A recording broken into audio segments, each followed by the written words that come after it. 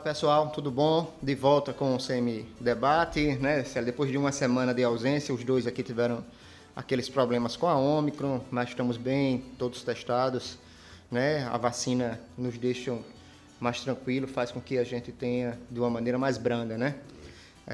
O Semi-Debate está de volta hoje com o mesmo esquema que a gente sempre faz, são 3 blocos, um bloco nacional, um bloco local e um bloco de cultura e comportamento, certo? No primeiro bloco que a gente conversou, a gente vai falar sobre os ministros do Bolsonaro que são candidatos na eleição, né? A gente vinha conversando ao longo das semanas justamente sobre essa divisão assim, clara entre 2 blocos desses ministros. São os ministros políticos ou os ministros centrão, os ministros ligados ao centrão, ministros e ex-ministros. Ministros, né? E ex-ministros. A tropa do Bolsonaro que vai. Exatamente. Pode ser candidata agora. E os ministros ideológicos, aqueles ministros aquelas figuras que a gente conheceu junto com o Bolsonaro. Que eu não tinha o prazer, o desprazer de conhecê-los antes do Bolsonaro, mas agora a gente teve, que é Ernesto Weintraub, Ricardo Salles, que foi até secretário do Alckmin, né? Enfim. Como é que você vê esse quadro? Qual o objetivo dessas figuras? É engraçado, é curioso que no meio porque o bolsonarismo está em crise, né? Porque o governo Bolsonaro está em crise, sempre foi um governo de confusão, de turbulência, mas agora não, há algum tempo está realmente em crise com a reeleição ameaçada do Bolsonaro. E é engraçado agora porque nós, ao mesmo tempo, há uma tropa de bolsonaristas, e aí especificamente vamos falar de gente do ministério, né, do primeiro escalão, há uma tropa que sairá candidata nessas eleições, provavelmente, muito provavelmente, alguns já anunciaram isso claramente, outros ainda não, que são ministros do Bolsonaro e ex-ministros do governo Bolsonaro. Bom, se eles vão para as urnas, vão apresentar algo, vão defender um legado, né? Enfim, a credencial dessas candidaturas é ter sido ou ser ministro do governo Bolsonaro. Perfeito. Agora, mas que credencial é essa? O que esse governo vai apresentar, né? Por meio desses ministros? Qual é a obra do Ernesto Araújo, ex-ministro das Relações Exteriores, ou qual é a obra do Ricardo Salles, ex-ministro do Meio Ambiente? Qual é a obra da Damares, ministra da Mulher, da Família e tal? Porque são esses alguns dos nomes que vêm aí, né?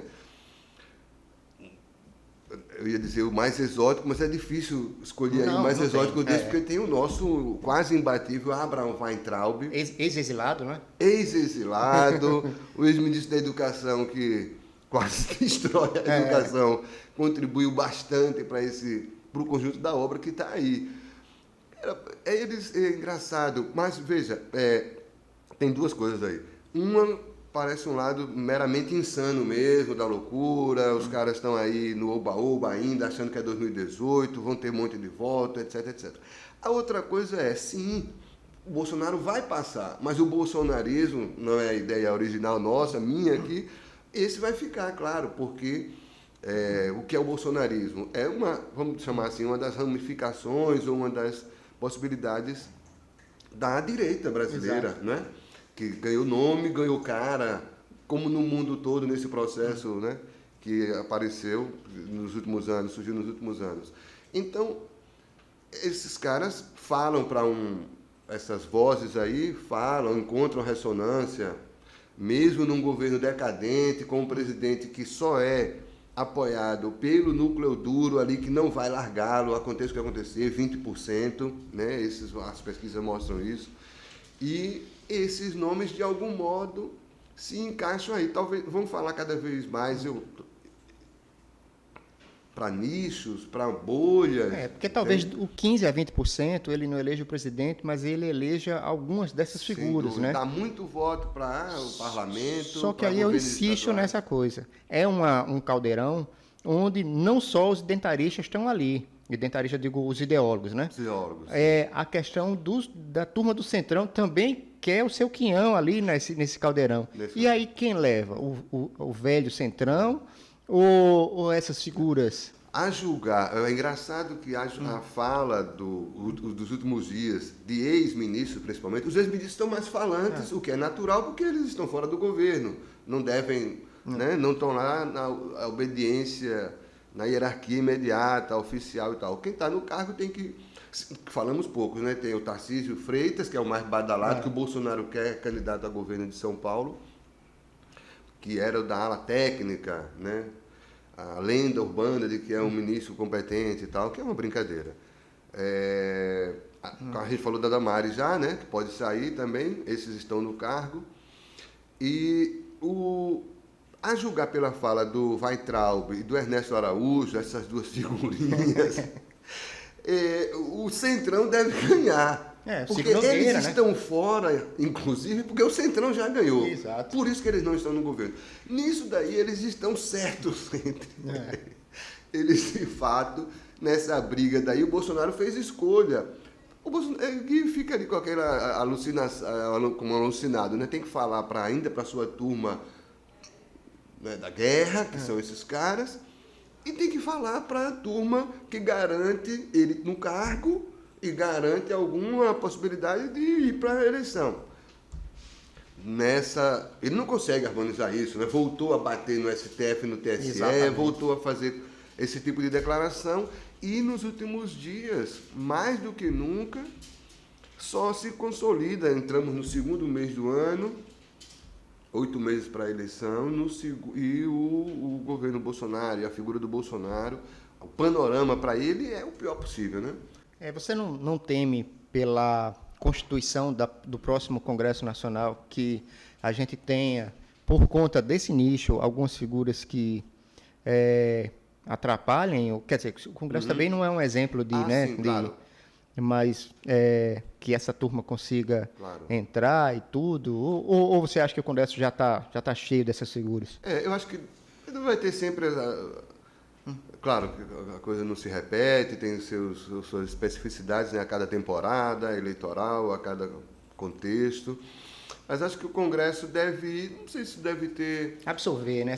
Absorve isso, não tem maiores ou menores renovações, eu acho. Eu acho que a coisa vai seguir. Esses caras aí podem ter voto facilmente, de fato, não sei, chutando aqui, né, um Ricardo Salles ou um Ernesto, um Weintraub, por exemplo, para deputado federal, aparentemente ele se elege sem maiores dificuldades. Somente no estado como São Paulo.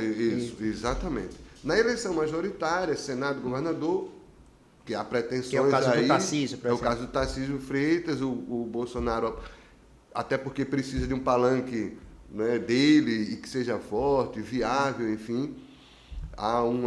Mas realmente hoje, nesse momento, a situação para candidatos do governo Bolsonaro que venham a defiar, a não ser esses caras que é o suficiente para ser elegido deputado federal, aqui ou ali num estado como São Paulo, com dezenas de vagas, de cadeiras, enfim, que uma boa votação, sem maiores desespero, para nomes conhecidos, né, garante uma eleição. Isso também é curioso que, veja, essas pessoas, o Weintraub, né, os que a gente citou aqui, os principais aí, o Ernesto Araújo, o Ricardo Salles, embora um ou outro já tenha tido função na burocracia estatal, caso do Salles, por exemplo, o Weintraub tem a dupla com o irmão, né? Exato. Que já entrou também, já foi de governo tucano em São Paulo. Mas esses caras, o Brasil... Zero, nada para a urna ou para ganhar a eleição, para pedir voto, para representar alguma coisa. E hoje, o Ernesto Araújo, o Weintraub se orgulha porque tem mais de 1 milhão de seguidores em rede social, 2 milhões. Isso não se converte em voto. Não, pois é, exatamente. Mas aí os caras têm um palanque e têm um canal, né? Tanto que já incomodaram o Bolsonaro. Esses ex-ministros mais fanáticos da ala ideológica, agora fora, né? Já fazem as críticas, já fazem as críticas, né? já incomodam o Bolsonaro, cobrando. Veja onde nós fomos parar, né? Eles cobram que o Bolsonaro não traia os ideais e seja o que ele tem que ser. Dizer que vai prender ministro do STF, fechar isso, arrebentar, metralhar e fuzilar. Aí realmente é complicado. Ainda tem a figura da Janaína Pascoal, a gente esqueceu, né, da nossa professora. A Janaína Pascoal, essa é uma figura realmente emblemática. Aqueles discursos na época do impeachment que ela parecia possuída, né? Como foi o que a imprensa... O clipe de Emicida, né? Exatamente. Agora, aí, a deputada estadual mais votada da história do país, poderia ter sido federal, poderia ter sido senadora se quisesse, porque em 2018 estava o arrastão, foi para isso, né?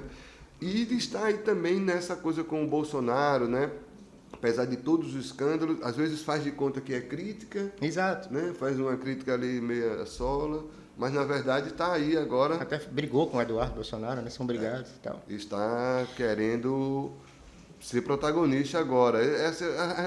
Esse pessoal vai ver e vai entender, e todos nós vamos constatar, o que sobrou do arrastão de 2018. Então 4 anos depois. Basicamente é a luta pela sobrevivência. A luta pela sobrevivência. É isso, gente. Esse foi o primeiro bloco. A gente teceu aqui comentários sobre os candidatos ligados a Bolsonaro nas suas mais diversos segmentos, né?